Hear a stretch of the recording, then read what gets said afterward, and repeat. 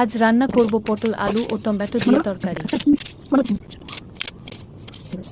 প্রথমে পটল আলু পেঁয়াজ লঙ্কা কুচিয়ে নেব, তারপর হাঁড়ি বসিয়ে দিব, দিয়ে তেল দিব, তারপর পেঁয়াজ লঙ্কা হলুদ লবণ লঙ্কা গুঁড়ো মিশিয়ে নিব।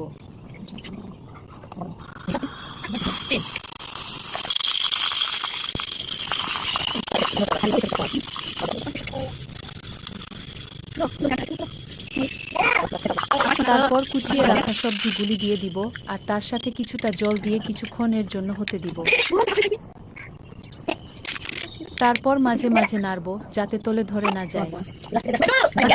কিছুক্ষণ অপেক্ষা করে এবার বন্ধ করে দিব। হয়ে গেছে আমাদের রেসিপি।